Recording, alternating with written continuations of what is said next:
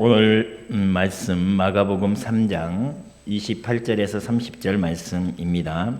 우리 찾으셔서 함께 봉독하겠습니다. 28절에서 30절 말씀 함께 오늘 말씀 봉독하겠습니다. 내가 진실로 너희에게 이르노니 사람의 모든 죄와 모든 모독하는 일은 사심을 얻되 누구든지 성령을 모독하는 자는 영원히 사심을 얻지 못하고 영원한 죄가 되느니라 하시니 이는 그들이 말하기를 더러운 귀신이 들렸다 함이러라. 아멘. 오늘 본문 말씀 제목은 성령의 인도를 따라 사는 성도라는 제목으로 말씀을 보도록 하겠습니다. 우리 지난주 부활절로 우리 섬겼습니다. 부활. 우리가 이 단어를 마음에 담고 늘 주님을 바라보는 영적인 삶을 사시길 간절히 바랍니다. 육적인 눈으로는 부활을 이해할 수가 없습니다. 부활하신 우리 주님을 영적으로 바라보지 아니하고서는 우리 이 현실을 그 예수의 권세로 살아갈 수 없는 것입니다. 그래서 간절히 바랍니다. 우리가 비록 육신에 살고 있지만 영적인 존재라는 것을 잊지 마시고 우리는 예수 그리스도께서 죽음에서 부활하셨듯이 다시 부활합니다. 다시 부활합니다. 죽었다가 다시 살아날 뿐만 아니라 영원한 생명 되신 주님과 함께 그 생명 속으로 우리가 들어가는 그날이 반드시 옵니다. 그래서 우리는 영적인 존재다. 영적인 이 세계에 우리의 마음을 두시기를 간절히 바라고 육체 가운데 살고 있고 이 세상 가운데 살고 있는 우리가 지난번 우리 마가복음 3장 이 본문을 가지고 제목을 예수 권세로 살자라는 말씀으로 나눴었습니다. 그러면서 영적인 세계를 제가 잠깐 영적인 존재들을 언급을 해드렸습니다. 그러면서 우리가 이 세상에서 영적인 권세로 살아야 될 것들을 말씀을 나눴습니다. 왜 영적인 권세로 살아야 됩니까? 영적인 권세로 살아야만 하는 이유가 분명히 있습니다. 우리는 육을 쫓아서 육신대로 살지만 예수 권세가 나와 실질적인 관계가 없다면 교회 다니고 예배드리고 기도하고 찬양하는 이 모든 것들이 사실은 허망한 것이 되어집니다. 세상에서 그 어떤 사람들보다도 불쌍한 존재가 될 것입니다. 세상과 똑같이 육체적인 그 삶을 살면서 우리가 예배한들 영적인 비밀을 우리가 누리지 못하고 이 삶 속에서 영적으로 신령한 주의 영, 예수 그리스도의 영 되신 성령께서 우리와 함께 하시고 역사하시는 삶을 우리 현실 속에서 우리가 누리지 못한다면 참으로 불쌍한 존재가 될 것입니다. 그죠? 예수 믿지 않는 사람들은 봄맞이 얼마나 많은 좋은 곳으로 놀러 다닙니까? 이 조그마한 정원에 라일락 향기가 그렇게 진동하는 것을 느끼면서 참 힐링, 그걸 느끼고 사는데 아름다운 광경들이 얼마나 많습니까? 그죠? 근데 우리는 예배 드린다고 그 모든 걸 다 포기하고 이 자리에 왔어요. 그런데 영적인 축복을 온전히 누리지 못하고 영적인 세계를 알지 못하면서 종교 생활을 한다면 참 불쌍한 것이 세상에서도 불쌍한 것이고 주님 다시 오셨을 때도 참 불쌍한 존재가 되어질 것입니다. 그래서 간절히 바랍니다. 우리 눈은 비록 육적인 눈을 갖고 세상을 바라보고 있지만 영적인 지혜를 하나님께 간절히 바라시기를 바랍니다. 오늘 제목이 성령 인도를 따라서 하는 성도라고 했어요. 눈에 보이지 않는 성령을 어떻게 따라간다는 말입니까? 오늘 말씀을 보면서 우리가 조금 더 영적으로 눈을 뜨고 하나님의 진리에 가까워지는 은혜가 있기를 간절히 바랍니다. 오늘 마가복음 3장 28절에 보니까 상당히 심각한 말씀을 하셨어요. 보면 28절 제가 다시 한번 읽겠습니다. 내가 진실로 너희에게 이르노니 주님이 진실로 이 말을 하시는 이야기는 주님 한 말씀 한 말씀이 다 중요하지만 특별히 더 강조하시는 의미가 있는 것입니다. 그죠? 주님이 진실로 너희에게 이르노니 사람의 모든 죄와 모든 모독하는 일은 사하심을 얻되 우리 주님의 사랑은 무한하십니다. 그 은혜는 측량할 수 없을 정도로 크십니다. 그래서 우리의 모든 죄는 다 용서받을 수 있어요. 우리가 어떤 죄를 지었다 할지라도 주님은 다 용서하실 수 있습니다. 그 은혜와 그 사랑이 무궁하십니다. 그 증거로 예수님께서 십자가에 못 달려 돌아가실 때 한편에서는 그 강도는 세상에서 죽여야 된다고 당연히 죽여야 될 사람으로 정죄를 받고 죄인으로 지금 처형당하고 있는 것 아닙니까? 그런데 말 한마디 예수님께 잘했어요. 예수님께 말 한마디 잘했다고요. 그 말 한마디로 예수님은 그것을 다 용서해 주셨어요. 그렇죠? 그 주님께서 우리를 용서하지 못할 죄가 없는 거예요. 세상은 우리를 용서하지 못한다 할지라도 인간을 용서하지 못한다 할지라도 그 무한하신 사랑과 은혜를 가지고 계신 하나님이 용서하지 못할 죄가 없는 겁니다. 다 용서하십니다. 그런데 주님이 29절에서 아주 심각한 말씀을 하셨어요. 누구든지 성령을 모독하는 자는 영원히 사하심을 얻지 못하고 영원한 죄가 되느니라 말씀하셨어요.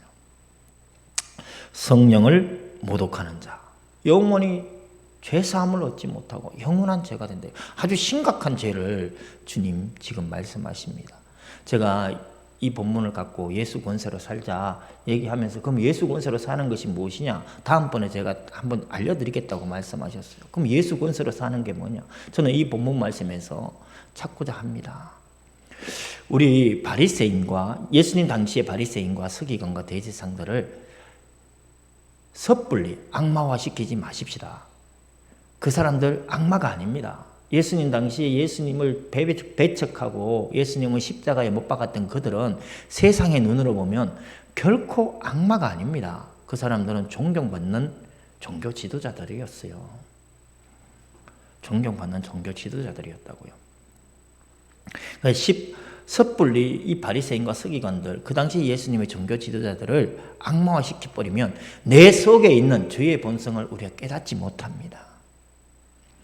성령을 모독하는 자는 영원히 사하심을 못하고 영원한 죄가 된다고 이 어마어마한 이 죄를 저는 굉장히 사소하고 굉장히 작은 것에서 찾으려고 합니다.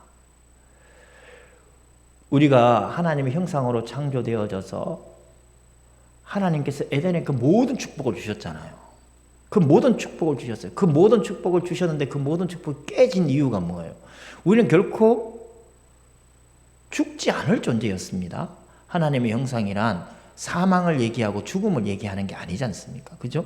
우리도 또한 하나님의 형상으로 닮았기 때문에 영적인 존재이고 또 하나님의 거룩한 만큼 완전하게 거룩하지는 않다 할지라도 하나님의 형상을 닮은 존재였어요. 그래서 거룩하고 선하고 진실한 존재였다고요. 그런데 우리 이러한 존재가 지금 어떠합니까? 거짓이 충만한 세상에서 살고 있는 거잖아요. 얼마나 많은 사람들이 거짓으로 살아갑니까? 또 저도 진실되게 여러분들 앞에 설 수가 없어요. 어느 정도는 가식적인 모습들을 드러내지 않을 수가 없는 거예요. 진실 그대로 드러내면 우리는 이 세상에서 존재할 수가 없어요. 사람들이 그렇게 살아갈 수가 없습니다. 어느 정도는 외식함이 필요하고 어느 정도는 가식이 필요한 이러한 시대가 되어졌어요. 그리고 우리는 죽음을 막다트리는 운명이지 않습니까? 그런 운명이 있고 이 세상 살아가면서 행복하고자 원하지만 행복보다는 슬픔과 눈물과 근심과 걱정이 매일매일 우리가 그 속에서 살아가지 않습니까? 이것은 하나님의 형상이 아닌 거죠. 이건 저주입니다. 그죠? 이건 저주인 겁니다. 왜 이러한 일들이 벌어졌습니까? 그 일의 시작은 굉장히 사소한 거였어요. 너무나 사소한 거였다고요. 하나님이 말씀하신 그 말씀 모든 것을 다 우리가 누릴 수 있는데 딱 하나 선악을 알게 하는 나무는 나무의 실과는 먹지 말라. 그 모든 것을 할 수 있는데 그 딱 한 가지, 그 한 가지를 어김으로 인하여 우리 인생에 죽음이 온 것입니다. 저주가 임한 것입니다. 마찬가지로 성령을 모독하는 죄, 이것은 어마어마한 저주입니다. 영원히 죄사함을 받지 못한대요. 그 무한하시고 모든 것을 용서하실 수 있는 하나님조차도 예수님조차도 용서하실 수 없는 죄가 있는 겁니다. 그건 너무나 큰 죄고 너무나 큰 저주 아닙니까? 그런데 이 성령을 모독하는 죄가 너무나 사소한 것에서 시작되어지는 것입니다. 그 사소한 것이 그 어떤 누구도 다 행할 수 있는 범죄인 것입니다. 제가 한번 이것을 설명해 주며 우리 속에 있는 죄의 본성을 우리가 깨닫고 하나님 앞에 더 낮아지고 겸손하게 우리의 신앙을 돌아볼 수 있는, 그래서 마지막 이 말세를 살아가는 지혜가 우리 속에 있기를 간절히 바라는 마음으로 이 말씀을 준비했습니다. 그러면 지금 주님께서 성령을 모독하는 자는 영원히 사하심을 얻지 못하고 영원한 죄가 되느니라 하시면서 30절에 뭐라고 말씀하셨냐면 이는 그들이 말하기를 더러운 귀신이 들렸다 함이로라 이렇게 말씀하셨어요. 그러니까 지금 예루살렘에서 온 서기관들, 바리새인들입니다. 서기관들이 지금 예수님을 보고 있는 겁니다. 근데 이 예수님을 어떻게 얘기했냐면은 귀신의 왕을 힘입어서 귀신을 쫓아낸다라고 얘기를 했어요.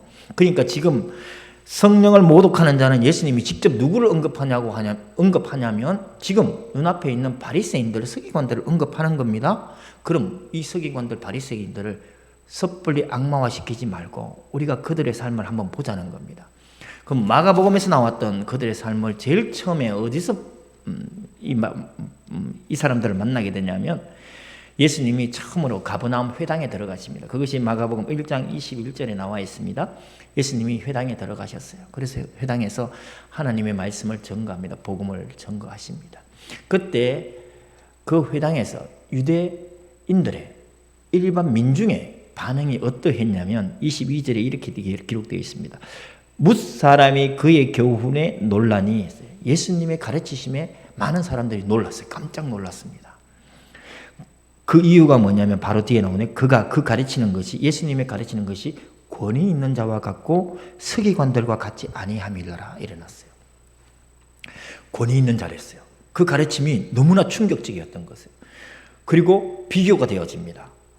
자기들의 소위 종교 지도자들, 하나님을 가리키고 말씀을 가리킨다고 하는 그 서기관 바리새인들과는 다르더라. 그리고 그 회당에 귀신 들린 사람이 있었어요. 주님이 그 귀신 들린 사람을 치유하셨습니다. 그 치유의 결과로 27절에 뭐라고 얘기했냐면 1장 27절 지금 가버나움 회당에서 벌어지고 있는 일입니다. 다 놀라 있어. 깜짝 놀라지 않겠습니까? 한 사람이 나타나더니만 예수님은 잘생긴 게 아니에요. 아마 저보다 더 못났을 거예요. 우리 집사람 아까 제가 보고 뭐 영화 배우에 버금가도록 뭐 얘기했지만 그건 아니고 아마 예수님은 볼품 없어요. 못났어요. 진짜 못났을 거예요. 이사야서는 분명히 그렇게 얘기했으니까요. 보잘것없는 사람처럼 보였습니다. 예수님이 화려한 옷을 입고 다닌 게 아니잖아요. 그죠? 예수님이 막 그들먹거리면서 내가 하나님이야 이러면서 막 그렇게 사람들이 우르르 볼 만큼 막 치장을 하고 그러신 분이 아니었단 말이에요. 그냥 사람들이 보기에 뭐 보잘것없어 보여요. 하고 다니는 모습을 보면 그냥 그런 사람이에요. 뭐 잘생긴 것도 아니고 키가 큰 것도 아니고 능력 있는 것도 아니고 돈 있는 것도 아니고 배경이 좋은 것도 아니고 그냥 목수의 아들이 갔어요. 근데 그 사람이 얘기를 하니 귀신이 떠나가 버리는 거예요. 그래서 회당에 있던 사람들이 이 얘기합니다. 다 놀라. 이 어찌된 일이냐. 권위 있는 새 교훈이로다. 권위 있는 새 교훈이로다. 이렇게 민중들은 지금 마음이 완전히 예수님께 향해 버렸어요. 깜짝 놀랐어요. 그것을 지금까지 말라기 이후로 예수님 오시는 그 기간까지 약 400년 정도가 되어집니다. 그 예수님 오시는 그 기간 동안 중간기라고 그래요. 그 기간에는 정파들의 싸움이 있었어요.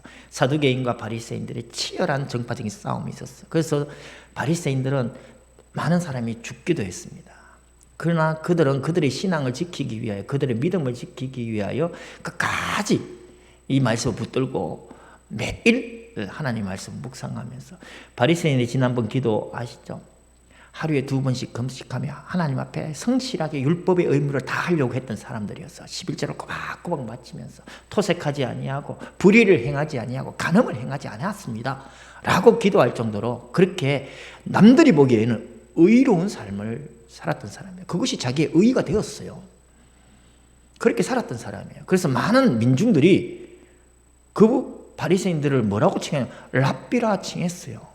왜 선생님이다. 우리를 가르치는 하나님의 말씀을 가르치는 사람들이고 그분들의 삶을 존경했습니다. 흠모했습니다. 그런데 지금 예수님이 아주 볼품없는 예수님이 딱 나타나서 가르쳤는데 권위 있는 자가 됐어요. 그런데 서기관들하고는 달랐어요. 민중들의 마음이 지금 하나님께 향하는 겁니다. 예수님께 향하는 거예요. 그리고 이러한 모습들이 막 드러나는 거예요. 밤에도 막 찾아옵니다. 막 어마어마한 사람들이 예수님 앞에 찾아옵니다. 해가 뜨자마자 어마어마한 사람들이 찾아와요. 그래서 예수님은 새벽 기도 가셨는데 시몬 베드로가 쫓아갑니다. 달려갑니다. 예수님 빨리 오세요. 사람들이 너무너무 많이 왔어요. 예수님 가시는 길에는 항상 많은 무리들이 예수님을 따라서 다녔습니다. 이것을 바리새인, 그 당시에 종교인들, 서기관들이, 바리새인들이 보면서 그 마음에 무엇이 생겼을까요? 제가 볼 때는 성경은 기록되어져 있지 않지만 어마어마한 시기와 질투가 생겨난 겁니다. 보니까 아무것도 아닌 것 같은데, 전통이 있는 것도 아니고 아무것도 아닌 것 같은데 민중들은 지금 그를 따라다니는 거예요. 마치 여인들이 다윗을 칭송합니다. 사울은 천천히요, 바울은 다윗은 만만이다. 이 소리가 사울의 귀에 들렸어요. 당시 사울은 왕이었지 않습니까? 그 말이 항상 맴돌아요. 항상 맴돌아요. 그래서 어떻게 했냐? 자기의 사위된 다윗을 죽이려고 창까지 던지고 추격팀을 구성해서 군대를 편성해서 다윗을 쫓아 추격합니다. 이러한 시기가 결국은 사울을 끝까지 말씀에 서지 못하게 하고 결국은 자기 스스로 무너진 것 아닙니까? 지금 저는 바리새인들의 이러한 모습들을 보면서 자기의 그 완고함, 자기의 의, 우리 한번 누가복음 18장 한번 찾아봅시다. 누가복음 18장 9절 찾아보겠습니다. 누가복음 18장 9절.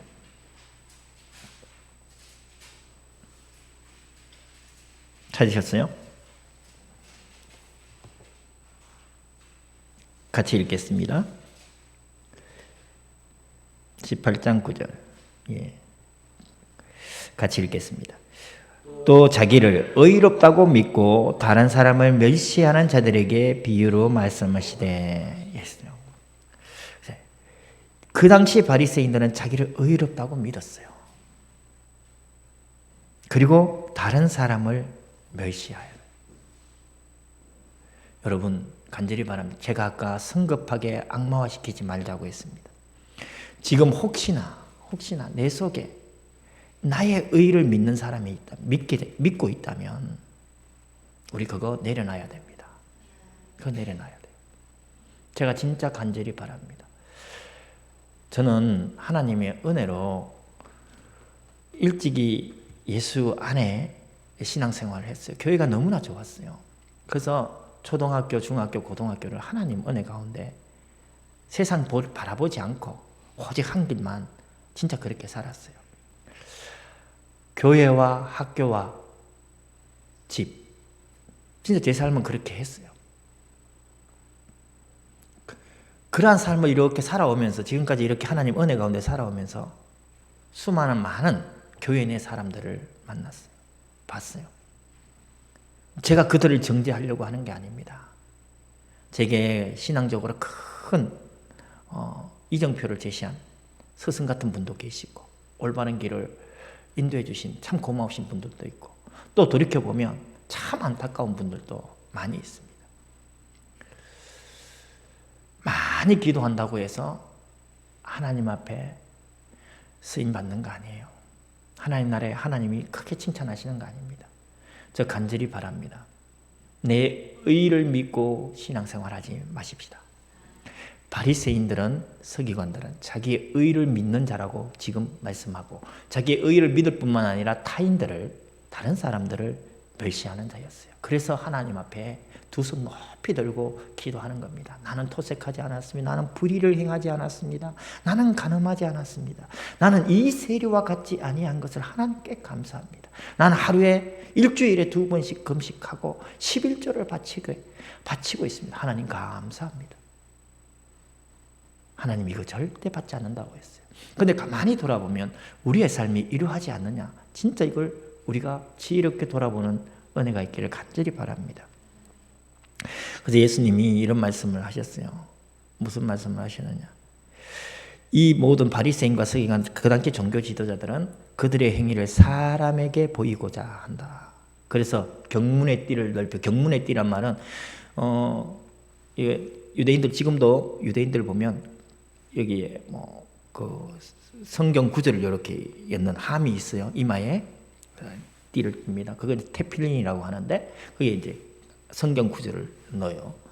그리고 하나님의 말씀을 글로 써서 길게 늘렸더니 뭐야 자기의 내가 이만큼 하나님과 가까이 사는 하나님의 말씀을 묵상하며 하나님과 가까이 사는 사람이라는 것을 드러내는 것이죠. 경문의 띠를 넓히고 옷수를 길게 하고 그 다음에 잔치의 윗자리와 해당의 높은 자리 시장에서 문안받는 거 랍비라 칭함받기를 좋아한다고 했어요. 이러한 사람들이었습니다. 제가 아까 처음에 우리의 영적인 데 눈을 뜨자고 했습니다. 그죠? 사람에게 인정받는 것이 중요합니까? 하나님에게 인정받는 것이 중요합니까? 하나님에게 인정받는 게 가장 중요한 것이죠. 근데 주님은 이들을 향하여 뭐라고 말씀하셨냐? 사람의 영광을 하나님 영광보다 더 사랑하는 자들이다. 우리 간절히 바랍니다. 진짜 간절히 바랍니다. 영적인 세계를 보고 하나님의 말씀을 더 중요하게 여기고 사람의 영광보다 하나님의 영광을 바라보며 스스로 낮아지고 겸손한 삶을 우리가 마음먹어야 됩니다. 부모들은요, 우리는 내 자신에 대해서는 그렇게 생각할 수 있어요. 근데 자식에 관여되어진 문제 같으면 또 달라집니다. 같은 교회 성도들이 할지라도 저 집사가 우리 아들 그래 우리 아들 못난 거 알아. 근데 네 자식은 뭐가 그렇게 잘났길래 이런 마음이 생겨나요. 제가 성령 모독하는 죄에 관해서 얘기하면서 이렇게 가는 겁니다. 죄송합니다. 왜? 너무나 그 사소한 시기, 질투, 시샘 이런 것들을 통하여 우리의 마음이 완고하게 되어져 버립니다.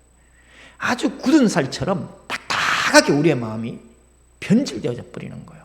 그래서 로마서 2장 5절의 말씀처럼 우리의 고집과 그 완고한 회개하지 않은 그 완고함이 하나님 앞에 나가지 못하는 거예요. 성령의 역사를 막아버리는 겁니다. 그래서 말씀드리는 겁니다.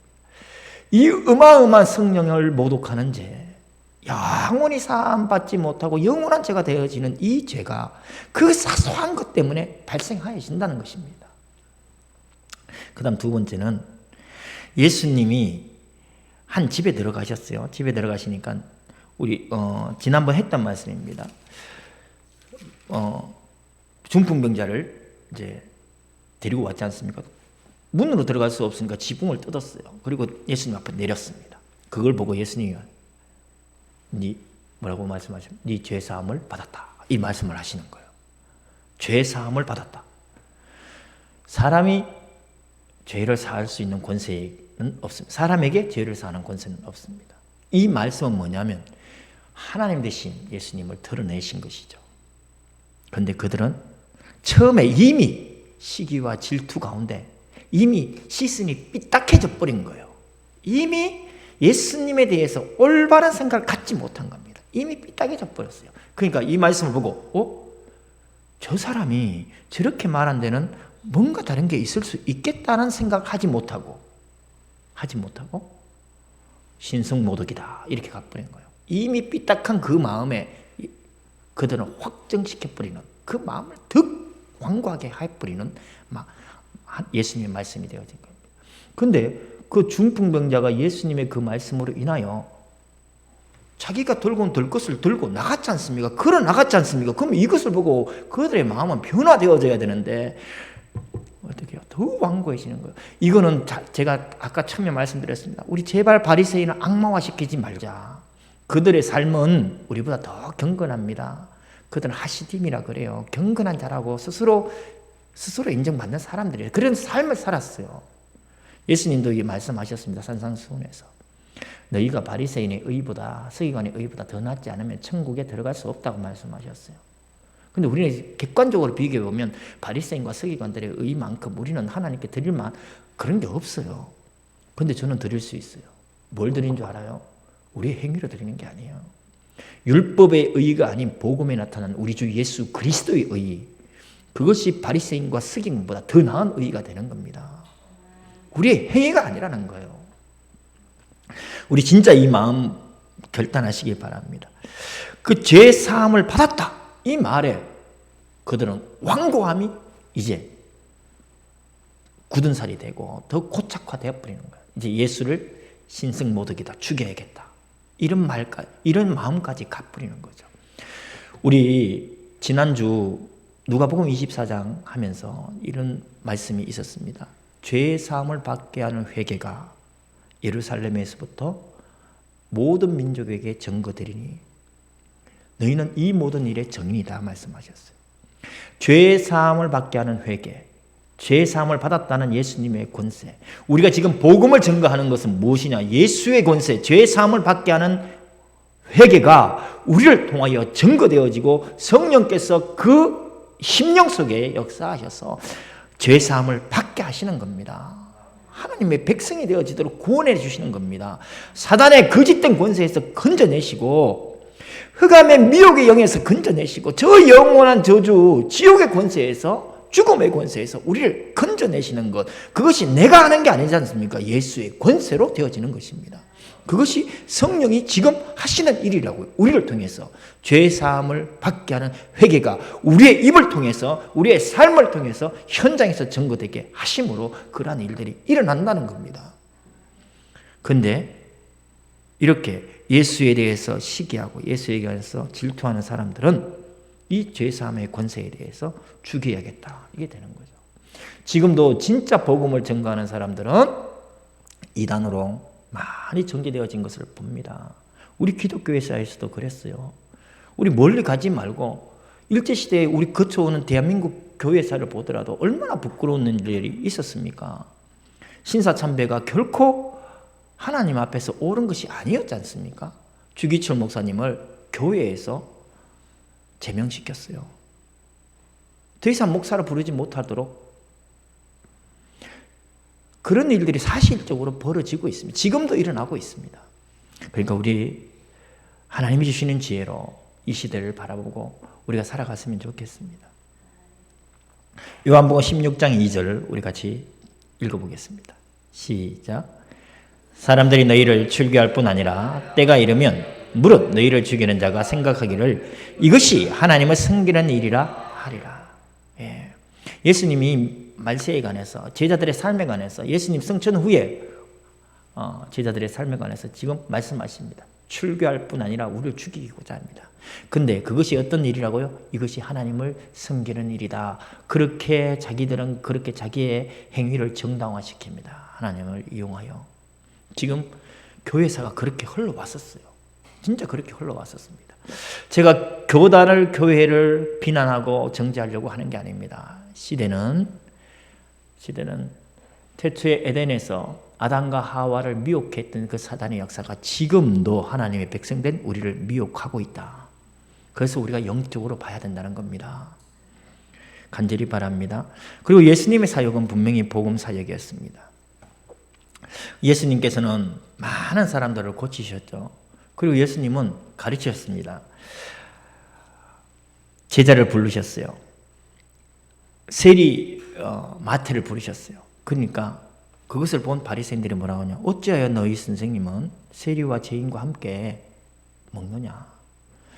예수님이 밀밭 사이로 지나가니까 제자들이 밀밭 사이에서 이삭을 잘라서 길을 열었습니다. 그것을 보고 바리새인은 또 얘기합니다. 어찌하여 안식일을 범하느냐? 그리고는 그들이 덫을 놓습니다. 회당에 안식일날 회당에 손 마른 자를 데려놓습니다. 예수님이 그것을 보고 탄식하며 질책하셨지 않습니까? 이렇게 그들의 그 완고함은 분명히 하나님의 말씀을 갖고 그들을 자기 나름대로 합리화시키는 거예요. 그것이 하나님을 섬기는 일이라고 믿고 그렇게 가는 겁니다. 여러분, 우리 자신을 바라본다는 건 너무나 힘든 겁니다. 사실은 우리 자신의 내면에 진실로 나를 바라본다는 건 너무나 어려운 거예요. 내가 인정받기를 원하고 내 정도야 어때? 라고 생각하는 것이 우리의 보편적인 삶입니다. 우리의 본성입니다. 그런데 주님 말씀하셨어요. 나를 따라오려고 하는 자는 자기를 부인하고 자기 십자가를 지고. 나를 부인한다는 게 얼마나 어려운지. 남들에게 인정받으려고 하는 거 아닙니까? 사람들에게 인정받는 게 좋잖아요. 그런데 주님은 말씀하셨어요. 너를 부인하라고. 우리 하나님의 말씀을 그대로 믿고 순종하십시다. 성령을 모독하는 자는 굉장히 사소한 것에서부터 시작되어지고 그것이 확정되어집니다. 그런데 우리 하나 생각을 해야 됩니다. 우리 육신의 연약함 때문에 발생하는 일들이 있어요. 죄악이 있습니다. 그 대표적인 예가 예수님의 제자 베드로가 예수님을 부인하는 사건이 벌어졌잖아요. 예수님이 그 대제사장의 뜰에 예수님이 이제 신문을 받고 있습니다. 그때 베드로가 대제사장의 뜰에 있었지 않습니까? 그때 수제자라고 하는 베드로는 예수님을 저주하며 부인했다라고 성경은 기록하고 있습니다. 이것은 분명히 엄연히 성령을 모독하는 죄가 아니라 뭐냐면 우리의 연약함 때문에, 우리의 힘없는 때문에 발생하는 죄였던 것입니다. 그런데 성령을 모독하는 죄는 다시 회개하는 일이 벌어지지 않습니다. 내 연약함 때문에 발생한 이 죄는 하나님 앞에 울며 나옵니다. 하나님, 내가 잘못했습니다. 나의 무능함이고 나의 무지함이고 내가 믿음 없음이었습니다. 그렇게 하나님 앞에 나와 회개함으로 주님 앞에 나가는 것입니다. 그래서 더더욱 하나님과 가까워지는 것이죠. 그 실수를 통해서, 그 잘못을 통해서 우리를 정확히 보고 하나님의 은혜를 더 구하게 되는 것입니다. 그러니까 우리의 무지함 때문에, 우리의 연약함 때문에 나오는 그 실수를 이 성령 모독죄와는 생각을 해서는 안 됩니다. 성령 모독죄는 영원히 회개하지 않습니다. 그 완고함 때문에 회개하지 않아요. 그래서 결국은 영원한 저주 가운데 있는 것입니다. 그럼 성경 속에서 나왔던 성령 모독죄는 사도행전 5장에 보면 아나니아와 삽비라는 부부가 나옵니다. 그들은 아주 마음과 뜻이 잘 맞는 찰떡궁합의 부부였던 것 같아요. 그게 뭐라고 얘기하냐면 아나니아라는 사람이 그의 아내 삽비라와 더불어 소유를 팔아 그 값에서 얼마를 감춤해 그 아내도 알더라 했어요. 그리고는 그 숨긴 그것을 가지고 교회에 헌금을 합니다. 우리 밭을 팔아서 드린 전부입니다. 그때 베드로가 얘기합니다. 뭐라고 얘기하냐? 사탄이 네 마음에 가득하여 네가 성령을 속이고 그랬어요. 성령을 속이고. 우리 결과를 합니다. 아나니아도 그 자리에서 죽고 그 짓을 같이 동참했고 그 짓을 그대로 고백했던 삽비라도 또 죽습니다. 동시에 그 두 부부가 죽어버립니다. 여기서 한번 가만히 한번 보십시다. 그들이 지금 무엇을 했습니까? 자기 재산을 팔아서 하나님께 헌금하는 거잖아요. 근데 이게 왜 헌금을 했냐면 사도행전 5장 이 헌금하기 전에 아나니아와 삽비라가 자기의 재산을 팔아서 헌금하기 전에 어떤 일이 벌어졌냐면 바로 그 마지막 4장 마지막 절에 바나바라는 사람이 자기의 모든 것을 팔아서 교회에 헌금을 해요. 뭐냐? 우리 그래서 교회에서 시기하고 질투하고 시샘하고 네가 내보다 내가 너보다 이런 비교의식은 진짜 가지면 안 돼요. 그 망하는 거입니다. 망해버리는 겁니다. 성령 모독죄를 너무나 어렵게 풀지 마십시다. 성령 모독죄는 이렇게 얘기를 하고 있어요. 성령은 우리 속에서 먼저 지금 우리 속에서 하나님의 말씀을 적용시켜서 은혜 받게 하십니다. 그래서 하나님 앞에 돌아오게 합니다. 회개하게 합니다. 그래서 구원을 받도록 하는 겁니다. 근데 성령 모독죄, 성령의 그 역사를 막아버리는 것이죠. 왜 어떻게 막습니까? 우리 그 완고함 때문에 막는 거라고요. 그 완고함이 왜 생깁니까? 여기서는 분명히 시기와 질투, 사람을 차별하고 사람과 비교하고 내 능력이 어떠한데 거기서 나오는 그 완고함이 결국은 성령이 역사하시는 것을 막아버립니다. 저는 인생 얼마 살지 않았지만 대부분이 교회에서 살았어요. 너무나 이와 비슷한 사람들을 많이 보고 있습니다. 제 입으로 내뱉지는 못하지만 진짜 많이 뵙고 있어요. 제가 그들을 비판하고 정죄하려고 하는 거 아닙니다. 진짜 이 일은 하나님만이 아시는 겁니다. 간절히 바랍니다. 간절히 바랍니다. 예수님을 시기하고 질투했던 바리새인들처럼 우리가 성도 간에 이러한 일이 벌어져서는 안 되는 것입니다. 그 사소한 일이 우리를 완악하게 만들어버립니다. 히브리서 6장 4절 6절 우리 같이 한번 읽어보겠습니다. 같이 읽겠습니다. 시작. 한 번 빛을 받고 하늘의 은사를 맛보고 성령에 참여한 바 되고 하나님의 선한 말씀과 내세의 능력을 맛보고도 타락한 자들은 다시 새롭게 하여 회개하게 할 수 없나니 이는 그들이 하나님의 아들을 다시 십자가에 못 박아 드러내놓고 욕되게 함이라. 네. 성령을 모독하는 자는 영원한 싸움이 없고 영원한 죄가 된다고 하셨잖아요. 지금 이 말씀 가만히 다시 한번 빛을 받고 했어요. 하늘의 은사를 맛봤다 했어요. 그리고 성령에 참여한 바 됐다고 했어요. 그리고 하나님의 선한 말씀과 내세의 능력을 맛보았다고 했어요. 그리고도 타락한답니다. 우리가 하나님의 말씀을 우리 삶의 기준으로 보지 않습니까? 우리 인생이 살아가야 될 기준이 되고 우리가 영원히 붙잡아야 될 진리가 되지 않습니까? 어떤 분들은 얘기합니다. 내가 예수 그리스도를 영접하면 천국은 마치 불변하는 것처럼. 그런데 그렇게 생각한다면, 그렇게 말한다면 본문의 이 말씀은 잘못된 것이죠. 분명히 하늘의 은사를 맛보고 성령에 참여 안 받고 하나님의 말씀을 알고 내세의 능력을 맛봤다고 했어요. 그래서 제가 간절히 바랍니다. 진짜 지혜로워야 돼요. 진짜 지혜로워야 돼요. 분명히 이러하고도 타락한 자들, 이 사람들은 다시 새롭게 하여 회개할 수 없다라고 말씀을 하셨습니다. 왜 그럴까요? 왜 그럴까요? 자기의 의를 드러내기 때문입니다. 아까 바리새인들처럼 자기의 의를 믿고 다른 사람들을 멸시합니다. 우리 다음 주는 가족 헌신 예배를 드립니다. 제가 이 이야기를 조금 더 다음 주에 나누어 보려고 합니다. 우리 간절히 하나님의 말씀을 우리가 진리로 믿는다면 이 말씀을 우리가 주의 깊게 살펴야 될 것입니다. 그리고 이 성령을 모독하는 죄는 반드시 이게 있어요. 전제가 뭐냐면 성령을 아는 자입니다. 성령을 아는 자가 성령을 모독하는 겁니다. 그렇죠? 성령을 모르는 자는 몰랐기 때문에 성령을 모독할 수가 없는 것입니다. 성령을 아는 자입니다. 지금 우리 마가복음 3장에서 예수님이 지금 귀신 들려서 눈 멀고 말 못하는 사람을 치유하신 것이거든요.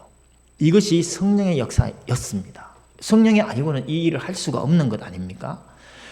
분명히 귀신을 이겨내는 귀신에 들려 눈 멀고 말 못하는 이 사람을 건져내시고 구원하셨어요. 그 분명한 증거 앞에 이들은 뭐라고 얘기했느냐? 바리새인들은 귀신의 왕을 힘입어 귀신을 쫓아낸다. 이런 고의적이고 악의적인 비난을 하는 것입니다. 이것 즉 성령을 아는 자들이 성경을 갖고 예수 그리스도 이 성령의 사역을 비난하는 것입니다. 그래서 소위 교회에서 하나님의 일을 하고 교회에서 뭔가 영향력이 있다는 사람들은, 영향력을 미친다는 사람들은 더더욱이나 하나님 앞에 우리가 겸손함으로 두려워함으로 우리를 돌아보고 우리의 사역을 돌아보고 우리의 말을 돌아보고 우리의 행위를 돌아보는 그런 지혜가 있어야 됩니다. 믿음이라고 해서 아무렇게나 말을 하면 되어지지 않는 것입니다.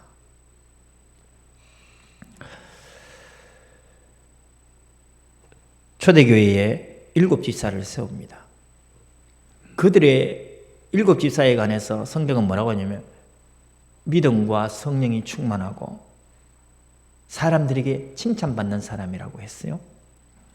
그러한 사람을 선택하여 7명을 뽑아서 집사로 임명했습니다. 근데 그 중에 니골라라는 사람이 있어요. 니골라라는 사람이 있어요. 자기의 당을 만들어 결국은 교회를 대적하는 사람이 됐어요. 히브리서 6장에 그러한 이 성령의 능력을 맛보고 하나님의 선한 능력, 말씀의 능력과 내세를 맛보고도 타락한 자들 분명히 교회 내에 있습니다. 교회 종교 지도자들 중에 있었습니다. 우리 교회에서는 하나님의 일을 우리 열심히 하십시다. 충성되게 하십시다. 내 모든 것 들여서 하나님께 기꺼이 즐거움으로 하나님께 충성하십시다. 그러나 두려움으로 하십시다. 내가 이러한 사람이 되어질 수 있다. 내 자신을 믿지 말고 내 의를 믿지 말고 이러한 두려움으로 해나가십시다. 그래서 주님이 예레미야서에 이런 말씀을 하셨어요. 선지자들을 향하여 하나님께서 책망하시기를 뭐라고 하냐면 거짓과 헛된 자만으로 내 백성을 미혹하게 하는 자. 그 당시의 선지자들이었습니다. 거짓과 헛된 자만으로 내 백성을 미혹하는 자. 내가 그들을 치리라 하셨어요. 이사야도 똑같은 비슷한 말씀을 하십니다. 백성을 인도하는 자가 그들을 미혹하니 인도를 받는 백성들이 멸망하는구나. 여러분, 우리 하나님의 일 충성되게 하십시다. 그러나 이러한 일이 벌어질 수 있음을, 우리를 통하여 벌어질 수, 바로 나를 통하여 벌어질 수 있음을 우리가 두려워하는 마음으로 가자는 겁니다. 예수 권세로 살자는 말이 어쩌면 큰 힘이 되어질 수 있어요. 모든 것이 가능하다. 모든 것을 해낼 수 있다. 어쩌면 그런 헛된 자만을 심어둘까 봐 제가 이 말을 드리는 겁니다. 우리는 예수 권세로 삽니다. 사단이 벌벌 떠는 예수 권세로 삽니다. 근데 우리가 이 일을 두려워하고 경계 삼지 아니하면 나중에 아주 비참한 일이 우리 인생에 영원한 형벌이 떨어질 수도 있다. 로마서 12장 2절 띄워주시기 바랍니다. 우리 같이 읽어보겠습니다. 시작. 너희는 이 세대를 본받지 말고 오직 마음을 새롭게 함으로 변화를 받아 하나님의 선하시고 기뻐하시고 온전하신 뜻이 무엇인지 분별하도록 하라. 아멘. 우리 이 세대를 본받지 마십시다. 영적으로 혼미한 시대가 되어져 버렸습니다. 너무나 많은 목사님과 너무나 많은 신학자들이 어마어마한 이야기들을 쏟아냅니다. 저는 신학 박사도 아니고 이제 갓 교회 개척한 사람으로 그들과 비교할 수 없습니다. 그들의 캐리어에 내 이름 명함을 내밀 정도로도 안 됩니다. 근데 주님 말씀 우리 마음에 담으십시다. 이 세대를 본받지 마라. 이 세대를 본받지 마라. 분명히 내 속에 계신 성령께서 우리 성도님들 속에서 똑같이 역사하시고 우리가 이 마음으로 내 의의를 드러내지 아니하고 오직 하나님의 뜻을 구하려고 하는 이 겸손한 마음으로 주님 앞에 구한다면 성령께서 제가 여러분들에게 설교하는 것보다 더 완벽하게 이 세대를 본받지 아니하는 것이 무엇인지 우리를 가르쳐 주시리라 믿습니다. 그리하여 오직 마음을 새롭게 하고 변화를 받는 것입니다. 하나님의 뜻이 무엇인지 분별할 수 있게 되는 것입니다. 우리 성령의 인도를 따라 사는 사람, 성령의 지혜를 구하십시다. 모든 사건, 모든 문제, 그 모든 일들 속에 성령의 지혜를 구하십시다. 그리고 성령은 말씀과 함께 역사함을 잊지 마십시다. 성령의 지혜를 구한다고 해서 무당이 하는 짓거리로 성령을 그렇게 믿어서는 되어지지 않습니다. 성령은 말씀과 함께 역사합니다. 하나님의 말씀을 통하여 성령은 역사합니다. 지금 우리의 삶에 하나님의 말씀이 성령을 통하여 역사하신다. 지금 나의 모든 삶, 내 가정의 삶, 내 자녀의 삶, 내 사업에 있어서, 내 현장에 있어서 성령은 말씀을 통하여 역사하신다.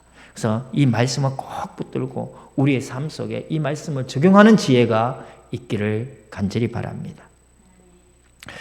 그래서 성령의 인도를 따라 살면서 성령을 모독하지 아니하는 삶을 살기 위해서 저는 이렇게 생각을 합니다. 성령 모독죄가 있다. 영원히 사함받지 못하는 이 죄가 있다. 이 두려움을 갖고 사는 자는 결코 성령을 모독할 수가 없다. 이 두려움이라고 해서 세상에 관한 두려움을 얘기하는 것이 아닙니다. 주님은 분명히 요한복음 14장에서 얘기하셨습니다. 내가 평안을 끼친다. 이 평안은 세상이 주는 것과 다르다. 나는 너희 속에 네 마음에 근심하지도 말고 두려워하지도 마라. 하나님이 함께 하신다. 그 세상에 관해서는 우리 두려워할 필요 없어요. 세상이 우리를 죽이려고 하는, 우리가 곧 망할 것 같은 사건이 벌어지면 그때가 기회입니다. 우리 한나의 그 상황을 우리 다시 한번 기억하십시다. 사람이 나를 격분케 하는 그런 사건들이 벌어지고 내가 이제 세상에서 손가락질 받고 다 무너질 것 같고 이제 망할 것 같은 그 상황이 오면 오히려 한나를 기억하고 주님 앞에 기도함으로 나가면 됩니다. 그러면 하나님은 크고 엄밀한 일을 그 문제를 통하여 일으키실 것입니다. 하나님의 뜻을 드러내실 것입니다. 저는 그것을 믿습니다. 그러나 두려워해야 됩니다. 뭘 두려워해야 되냐? 고린도전서 9장 27절 우리 같이 읽어보겠습니다. 시작. 내가 내 몸을 쳐 복종하게 함은 내가 남에게 전파한 후에 자신이 도리어 버림을 당할까 두려워하미로다. 시대적인 전도자 아닙니까? 사도 바울이 지금 얘기합니다. 세상을 두려워하는 게 아니에요. 사탄을 두려워하는 게 아닙니다. 자기의 목숨을 빼앗으려고 하는 자기의 동족 유대인을 두려워하는 것도 아니고 로마 제국을 두려워하는 것도 아닙니다. 그가 두려워하는 건 뭐냐? 내 속에 숨어있는 나의 완악한 그 본성을 두려워하는 겁니다. 남에게 전파한 후에 자신이 도리어 버림을 당할까 두려워한다. 그래서 내 몸을 쳐 복종하게 한다 하셨어요.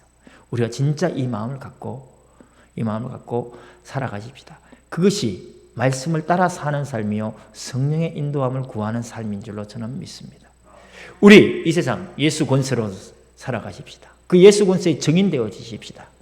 그러나 반드시 주님께서 우리에게 주신 이 성령 모독죄가 존재한다는 것을 우리가 알고 그 두려움으로 사람을 멸시하지 아니하고 차별하지 아니하고 그들에게 내 의를 드러내서 내 영광을 추구하지 아니하고 오직 하나님의 영광을 추구하며 내 스스로 낮은 자리에서 하나님의 말씀에 순종하는 삶, 이것이 성령을 모독하지 아니하고 성령의 인도를 받는 삶이 되어지리라 저는 믿습니다. 우리 같이 기도하겠습니다.